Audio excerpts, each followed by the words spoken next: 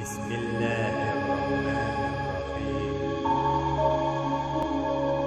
الحمد لله رب العالمين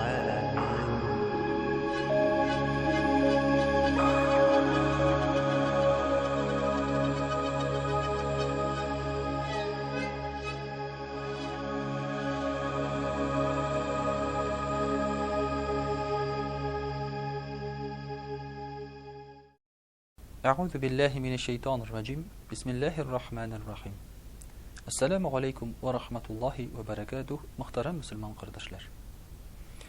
Biz bik köp сөйлейбез гыйлем алу турында, гыйлемле булу турында. Шулай ук инде күп сөйлейбез менә шушы каядыр укырга керергә кирәк, укып бетерергә кирәк, диплом алырга кирәк дип. Ачынлыкта гыйлем нәрсә икән соң? Ул без күз алдына китергән әйбер микән? Әллә гыйлемнең башка мәгънәләре, төшенчәләре дә бар микән? Пәйгамбәрбез Мөхәммәд саллаллаһу алейхи ва сәлләмне без гыйлемсез дип әйтә алабызмы? Иманы булган бер генә кеше дә аны гыйлемсез дип әйтә алмый. Әмма Пәйгамбәрбез саллаллаһу алейхи ва сәлләм укый яза белмәгән. Бернинди укытучыга да йөрмәгән. Хәтта ул үлгән вакытта Коръән дә язылып калмаган. Аның хәдисләре дә каядыр язылып, басылып калмаган. Шулай булгач, Пәйгамбәрбез саллаллаһу алейхи ва сәлләм үзеннән нәрсә калдырасың? Китап калдырмый, язу калдырмый. Пәйгамбәрбез саллаллаһу алейхи ва сәлләм укый яза белмәгән. Үзе китап тотып, шәм яктысында, я булмаса, лампа яктысында төннәр буе утырмаган Ленин бабай кебек. Алай булгач, аның гыйлеме нинди соң? Менә шушы сорауны, мөхтәрәм кардәшләр, үзебезгә бирергә кирәк. Чөнки без бит хәзер һәрберебездә элекеге кешеләр белән чагыштырганда бик күп беләбез. Кроссвордны алсак, чишәбез. Сорасалар безгә Малайзиянең башкаласын әйтеп бирәбез. Ә безнең ата-бабаларыбыз андый илләрнең барлыгын да белмәгән, ишетмәгәннәрдер. Күрше авылдан ерак китмәгән булырга мөмкиндер. Шуңа күрә укый яза белү, я булмаса диплом алу, нәрсәнедер ятлау, ул әле мөхтәрәм кардәшләр, гыйлем түгел икән. Гыйлем ул шушы белгәнең белән яшәү икән. Әйтик, мәсәлән, табиб. Табиб, мәсәлән, укып бетергән каядыр. Аның гыйлеме бар. Ул белә кешенең организмының төзелешен, ул белә кеше авырганда нинди дару бирергә кирәк икәнен, һәм ничек диагноз куярга кирәк икәнен. Әмма кеше авырып киткән вакытта ул шушы үзенең белемен кулланмаса, диагноз куймаса, кешегә дару бирмәсә, аның белеменең файдасы юк. Ул үлә дә китә. Хәтта үзе дә белсә дә шулай бит нәрсә белән авырганын, әмма дәваламаса, үлеп китә. Ягъни белем ул белгәнең белән гамәл кылу. Менә шул вакытта аның файдасы була. Менә хәзерге вакытта җыелаларда экология турында сөйләшәләр. Моңа булай итәргә кирәк, төтеннәр чыкмасын, машиналар йөрмәсен. Ә гамәл юк. Күпме утырып сөйләшсәң дә, экология яхшырмый. Бөтенесе белә, нәрсәдән экология зыян күргәнен. Әмма гамәл юк. Шулай итеп, мөхтәрәм кардәшләр, хәзерге кеше булсын медицинада, булсын экология, хәтта булсын диндә дә сөйләшеп кенә вакыт үткәрә.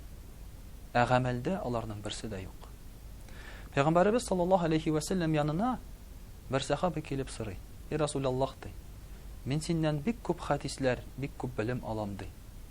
Әмма соңгы өйрәнгән әйберем минем беренче өйрәнгән әйберемне оныттыра ди. Миңа нишләргә ди онытмас өчен ди?" Пәйгамбәрбез саллаллаһу алейхи ва сәлләм әйтә: "Иттақиллаһа фима та'лам." Белгән әйбереңне тақва бул.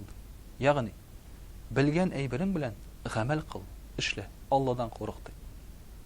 Менә шуның өчен белгән гамәл белән, белгән гыйлем белән дөресрәге гамәл кылсак, Аллаһы Тәгаләдән курыксак, шушы гыйлемне үзебездә тотып йөрергә, аны гамәл кылырга кирәк икән аңласак, ул белем бер вакытта да югалмаячак.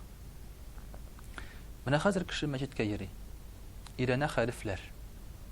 Бу хәрефне ирәнә дә икенче елга онытып килә уларны тагын. Хәзер абыстайлар 5-6 ел укыйлар мәчеттә. Ел сайын бер үк нәрсәне өйрәнәләр. Проблема нәрсәдә? Менә бу ел килде, кескен өйрәнә башлады, хәрефләрне язга өйрәнеп бетте, икенче кезгә тагын онытты. Чөнки укымый ул хәрефләр белән Коръән. Ул аны беләм дип, менә шушы информацияны алдым дип уйлый. Без бит компьютер түгел.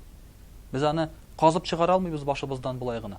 Безгә кирәк аның белән гамәл кылырга. Гамәл кылмасак, без шушы компьютердан, флешкадан, кассетадан, дискадан бер нәрсәсе белән дә аерылмыйбыз. Попугай кебек кабатлап кына утырабыз. Бу булай дип. Мөхтәрәм кардәшләр, шулай ук кеше мәсәлән тулы надан була алмый. Гыйлемсез кешеләр юк бу дөньяда. Бөтен безнең дә ниндидер гыйлеме бар.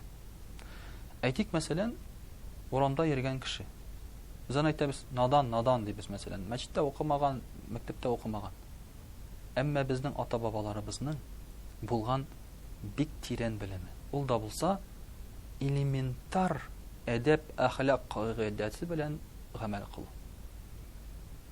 Менә ул яктан алар галимнәрнең галиме була. Мәсәлән, алар белә ялганларга ярамаганны. Бу бит гыйлем. Нәрсәнеңдер яраганын, ярамаганын белү бу гыйлем. Һәм алар шуның белән яшиләр. Ялганламыйлар. Ул белә икән урларга ярамаганны, урламый. Хәзер урамда тотып һәрбер кешедән сорасаң, урларга ярыймы дип. Бөтенесе әйтә, юк ди. Әмма шул ук вакытта сорасаң, сезнең урлаганыгыз бармы дип, 80-90% әйтә, әйе ди. Хикмәт нәрсәдә соң алайса? Безнең ата-бабаларыбыз бездән акыллырак булган. Алар белгән гыйлемнәрен 90%-ка кулланганнар. Ә без белгән гыйлемебезне 10%-ка да кулланмыйбыз. Дини белемне алып йөрибез мәсәлән. Мәчетләргә килә кешеләр, иелә, намазларда утыралар, вәгазьләр тыңлыйлар. Чыгып китәләр мәчеттән. Һәм бернинди үзгәреш сизмиләр үзләрендә. Әгәр дә үзләрендә бернинди үзгәреш сизмәсәләр, шушы аңлаган, белгән гыйлем белән гамәл кылмасалар, бу кешеләрнең гыйлемнәре юк. Бу кешеләр бушка вакыт үткәргән. Һәм менә шундый мөселманнар безне гаҗәпләндерә.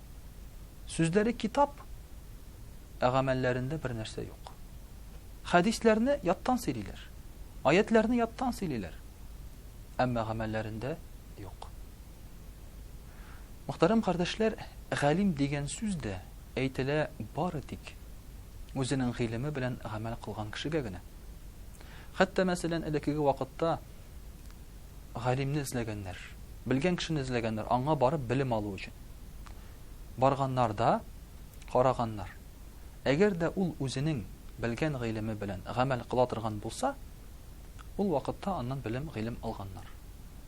Гамәл кылмаса алмаганнар, димәк, ул ялганлый, үзенең әйткән сүзенә ышанмый. Әгәр дә мәсәлән синең алдыңда агу торганын беләсең икән, син бит инде аны эчмисең. Эчәсең икән, я булмаса син ул аның агу түгел икәнен беләсең, ә башкаларга ялганлыйсың. Я булмаса син инде җүләр. Ә җүләр кешедән гыйлем алып булмый. Менә шуңа күрә, мөхтәрәм кардәшләр, гыйлемнең гамәлдә булуы шарт. Һәм безнең элекеге сахабаларны карасак, Пәйгамбәрбез саллаллаһу алейһи ва саллям вакытында яшәгән кешеләрне, аларның утырып дәрес биргәннәре юк. Сәгатьләр буе лекциялар сөйләп дәрес бирүчеләре юк алар арасында. Әмма алар арасында бөтенесе гамәл кылучы. Алар нәрсәне өйрәнсәләр, шуның белән гамәл кыла торган булганнар.